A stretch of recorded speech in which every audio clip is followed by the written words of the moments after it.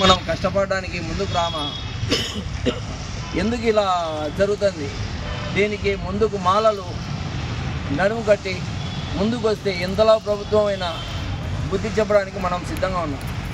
దేశంలో అయితేనేమి రాష్ట్రంలో అయితేనేమి మాలలు 25% అబవ్ ఉన్నారు. అన్ని కులాలు కలిపి 70% ఉంటే మాలలు ఒక జాతి 25% ఉన్నాం.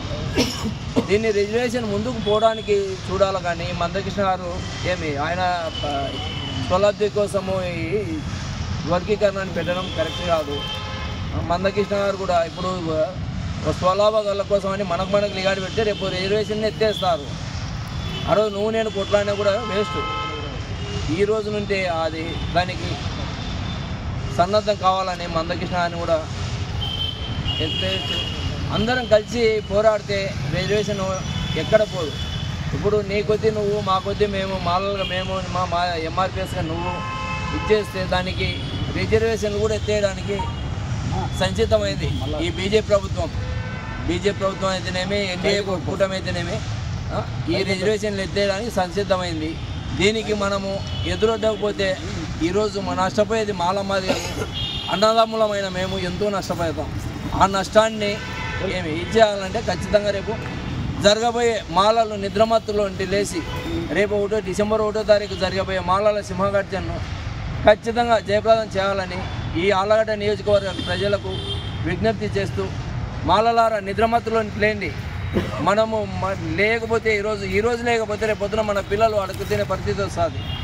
అలా కాకుండా మనం ఈరోజు ముందుకు పోతే తప్ప మనము దాన్ని జయప్రదం చేసుకుంటే తప్ప రేపు పొద్దున మన పిల్లలను మనము ఇది చేసుకోకుండా లక్షలు పెట్టి చదివిస్తున్నాం. ఎందుకు పనికి రాకుండా తయారవుతారు మన పిల్లలు.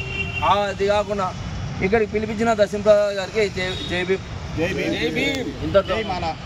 ఈరోజు ఆళ్లగడ్డలో మరి ఈరోజు మేము అంతా కూడిన సందర్భంగా తెలియజేసేది ఏమనగా ఆళ్లగడ్డ ప్రజలకు రేపు 31వ తారీఖు డిసెంబర్ 1వ తారీఖు మాలల సింహగర్జన డిసెంబర్ 1 ఈరోజు ఆళ్లగడ్డ మరి ఇక్కడ మేము మాల మహానాడు కమిటీ మేము ఈరోజు కూడడం కారణం ఏమనగా రేపు అనగా డిసెంబర్ 1వ తారీఖున మరి హైదరాబాద్ గ్రామంలో మరి భారీ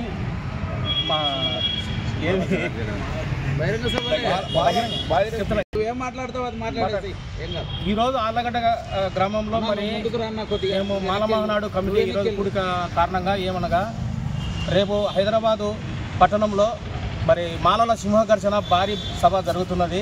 మరి కావున అందరూ ప్రతి ఒక్క మాల మరి మేల్కొల్లుకొని మరి అక్కడ ఆ సభకు అందరూ హాజరు కావాల్సిందిగా మరి ఈ కమిటీ తరఫున మరి పిలుపునిస్తున్నాము. జై మాల, జై అంబేద్కర్.